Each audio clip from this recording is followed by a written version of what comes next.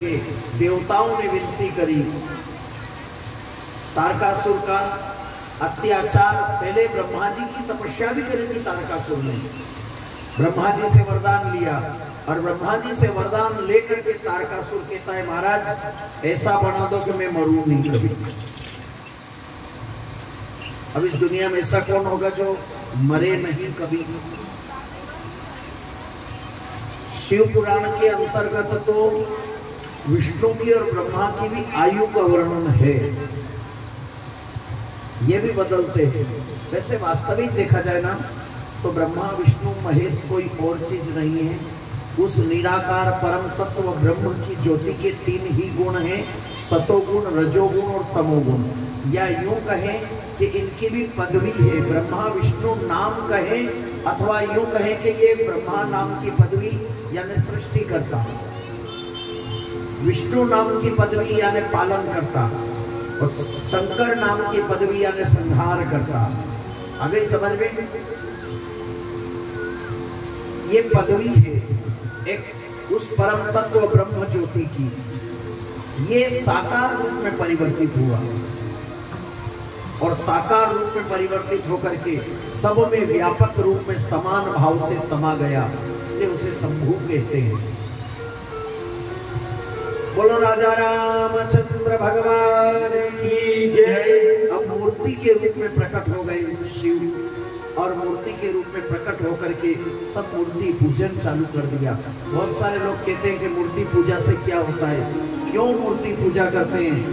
अरे मूर्ति पूजन करने से, अगर मूर्ति की पूजन करें और मूर्ति से भगवान प्रकट हो तो मैं पूजूं पहाड़ को?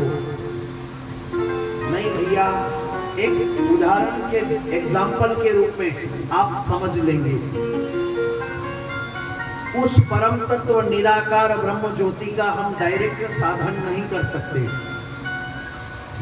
जैसे उदाहरण के लिए 35,000 वाल्ट की अगर लाइट हो विद्युत तो कोई पकड़ सकता है? 35,000 वाल्ट की अगर लाइट हो तो कोई अपने घर में बल्ब जला लेगा क्या? उसको बड़े ट्रांसफार्मर से, बड़े से थोड़े छोटे में उतारी, उसको 35,000 को 11,000 में उतारा गया और फिर उसका ट्रांसफार्मर डाला गया छोटा। उसके बाद में वहां से 11,000 से 3,000 में आया और 3,000 से फिर हमारे ये वायर तार लाइन से फिर हमारे घर में आया और उसमें भी वो लगाया गया। क्या लगाते हैं वो घर में? मीटर में उतारा गया और मीटर से फिर तार में उतार करके बल्ब में लाया और स्विच भी लगाया गया, तब जाकर के विद्युत हमारे यहाँ पर जलती है।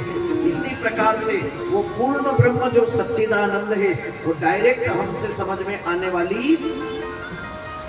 इसलिए उसे क्या करा, जो ऋषि महात्मा योगी यति सन्यासी जो होते हैं, ये लोग कोई अगर जो बड़ा सेठ हो और उस बड़े सेठ ने भगवान आद्य नारायण अनादि की पूजन करना चाहे तो किसी संत गुरु ब्राह्मण से कहा कि गुरुजी मेरे को विराटतम नारायण की पूजन करना है।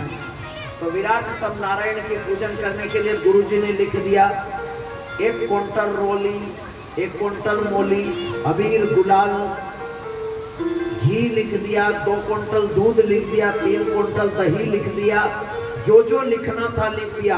अब